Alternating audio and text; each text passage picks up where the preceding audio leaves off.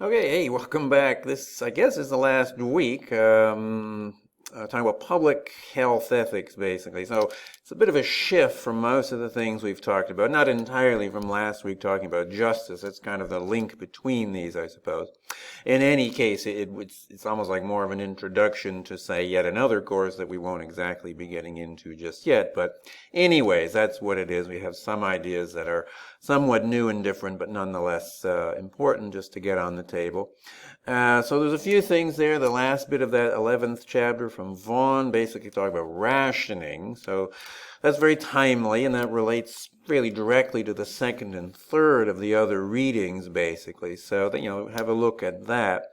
That's kind of useful just in terms of kind of reminding us that when we're talking about justice, I mean, the idea of rationing is already there, that it's not just something that happens in the more extreme or exceptional circumstances that we've seen in recent weeks and months, but basically kind of goes on any time we're thinking, for example, about, say, a basic tier of healthcare. In effect, it is a matter of rationing, basically. We can't always think about these issues in the abstract. Anyways, it varies between societies depending on the healthcare needs and the availability of resources and so on. But that's kind of the point, right? Rationing is about the relative scarcity of resources and what we do about it. So that even in even more or even completely egalitarian scenarios, still there, issues of rationing, they don't go away. It's always basically there. But before we get to those readings, so the one in between, the longer one from Childress and others, basically giving a general kind of overview of public health ethics, which is fairly useful. I think they say something like a rough conceptual map.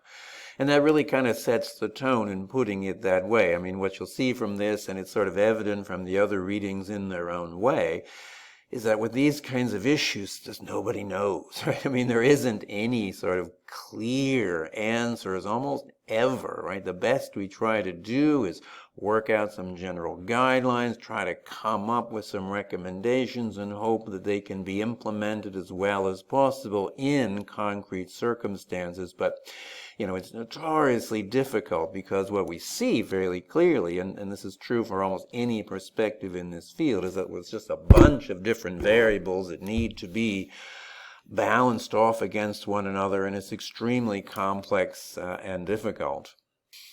So with Childress et al., basically they put it in an interesting way. They seem to be suggesting a lot of the thinking in this area goes on more or less between, on the one hand, casuistry, which is almost, I wouldn't say unprincipled, but, very much a case-based sort of approach where you kind of low altitude, you might say, as opposed to like high altitude thinking in terms of the very general principles or the ideal of universalizability. People want that, right? We want the answers or the judgments that we give and the decisions that we make to be, rationally consistent and to make good sense in that way. It's just that it's really hard. And so we're kind of caught in between. We kind of deal with things quite concretely, different kinds of cases, different factors, and so on, at least trying to be guided by that ideal of universalizability. It may never, materialize perfectly, but that's still what we're guided by. So the way they go about it, they're talking about things. They think, well, at least we can have some, a list. Hopefully, maybe even it's comprehensive of various moral considerations that are relevant. Then they kind of divide them, some of them having to do more with just like health care as such, from a public health perspective, the different factors there. Generally that's consequentialist, right? And then there's some other ethical considerations, usually of a more general sort, those having to do with, say, individual autonomy and social justice.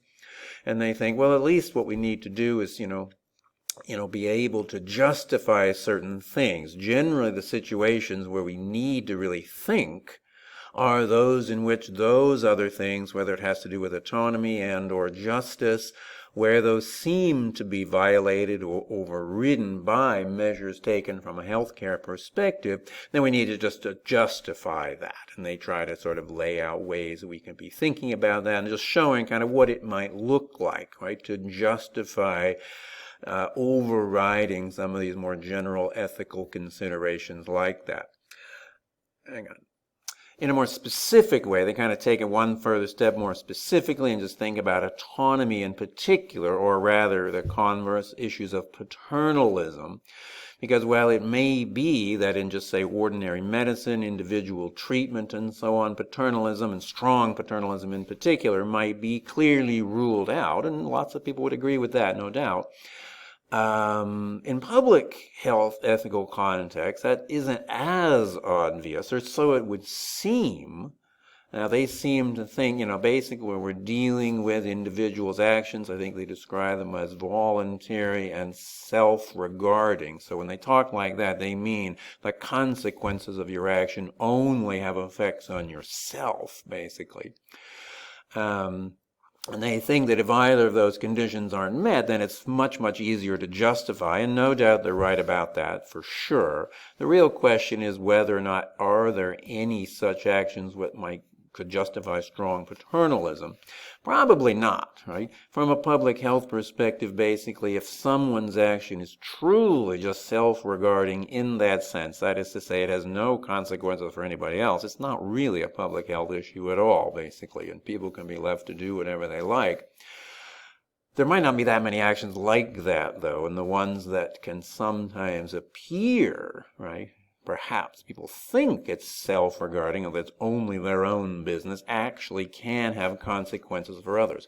We're just living in times where there's just the most perfect example. Anytime you're talking about contagious viruses. Viruses, of course, are things we don't really see, of course. We believe they're there for scientific reasons, but people don't see it. So it's easy for people to believe that, say, their movements, where they are, their freedom of movement and so on is no one's business but their own. But, of course, it's not, because they could actually be a carrier of a virus or a vector of transmission and so on. And so even actions that could seem to, that ought to be respected as some individuals' autonomous actions could nonetheless be regulated or controlled or limited or whatever from the standpoint of public health, basically. I mean, that's just a good kind of example. So that's probably the way most things would go, that if there is a situation where there is, say, some bona fide public health consideration or relevance or whatever, it's because individual actions are other regarding in the sense that they can have negative consequences for others. And it's also possible, as they kind of suggest in different ways, and without really developing it a lot, but it is possible in certain contexts, certain social contexts, that just the understanding of and the value attached to ideals of individual autonomy can vary, and sometimes it can just be more in line with sort of a stronger public health perspective, and so sometimes the conflicts don't come up as much or aren't felt as sharply. The second thing, quite short, I mean, there's cover pages, there's a couple of pages of text, it's fairly short. Sometimes the English translation of this might not be perfect, but it basically is coming out of Italy from just not that long ago, kind of around the height of the time where Italy was really suddenly finding itself in a much bigger crisis than it had anticipated, and so a lot of thought was given because there was, clear and quite extraordinary issues of rationing or questions about rationing of life-saving resources going on. So that's what this stems from, the piece from Vergano and others. There's not a whole lot. Have a look at that. There's a few points that are of interest, I guess, but most of those kind of get recapped in the next piece. I've just kind of included one because it's this one, because it's just because of where it came out of, kind of coming right out of sort of the thick of the crisis as it was developing in Italy.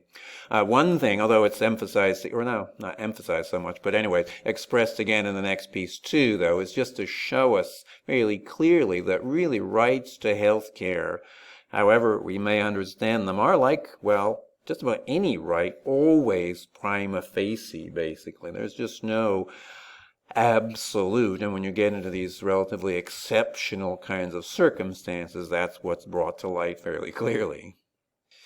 And so anyway, the last piece then is a little bit longer from Emmanuel and others, a very recent piece in the New England Journal of Medicine, basically just kind of talking about these same sort of issues. Again, trying to address this. It's always a big problem, just trying to get a handle on the issue so that we can, in those kinds of situations, make the most defensible kinds of choices. We got to be prepared for this. That's always the feeling. To be prepared intellectually to be able to make the most defensible choices.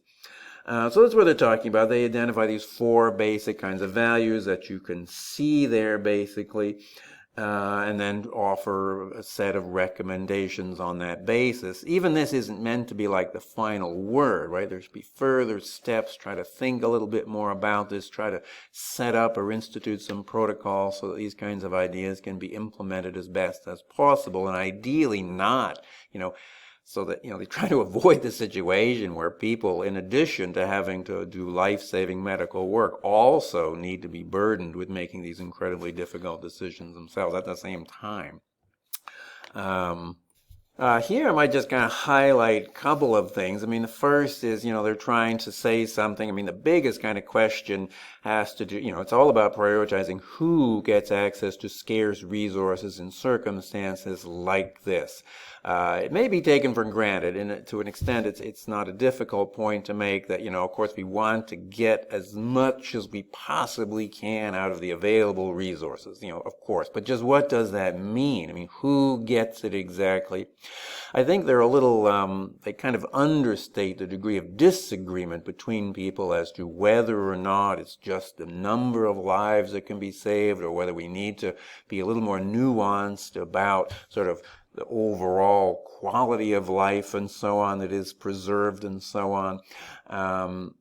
There's a lot of discussion about that. Different views go different ways, basically. The view they take here, though, is trying to emphasize the number of lives that could be saved. That is, the number of people who will indeed survive the condition, the disease that they currently have, irrespective of other issues, right? And, secondarily only, right, think about other aspects of their life in terms of the value that it might have. But definitely there's a stronger sense placed on equality, basically, in terms of getting people to survive the disease. They think, in effect, this is going to work toward that other goal, right? So they're not ever talking about, quality adjusted life years, right? They think that's just too problematic for this kind of circumstance. Organ transplants, well, that's a different issue. Vaughan has a few words about that, but here it doesn't really apply as well. It's too difficult. We'll probably not get it right? There's too many things to think about, right? We just think about survival rates, basically. But when we do that, and if we do it in the right way, it's probably going to support that secondary consideration that there's a better chance that people who do have, say, a longer life and quality years ahead, will tend to be the ones who are going to survive. Basically, they think, put it that way. Other things that go along with this are, a very clear rejection of any kind of first come, first served process here. Basically, it's all got to be about survival. It's all about maximizing the benefits of available resources. So first come, first served is just, doesn't work well at all there. Anytime there's a tie, so to speak, that is to say, if as far as we can make judgments, people are, equal, well, then it has to be something random. That's an interesting thing to think about if that's the fairest way, but that's what they're after here, is the most fair way of doing things. And then also, of course, they do note, and most people do this in some way as well, that, well, there is another consideration. Things aren't totally equal because, well, healthcare professionals will get an advantage, if only because, we need them. Everybody needs them, and everybody is sunk if all of those people get sick and can't be cured and hopefully brought back to work, actually. So those people can get a kind of priority, too, with respect to scarce resources. But overall, I mean, the idea is supposed to be that we're not doing some completely different thing than what we were doing before, and we were just thinking about justice in more general terms for ordinary circumstances, basically. It's supposed to be kind of guided in the same way. It's just that in unusual circumstances, things are different, so it's like in effect, rethinking just what ought to be provided and how in a basic tier of healthcare, more or less. It's not so fundamentally different. Of course, it's very different, but it's supposed to be guided by the same considerations.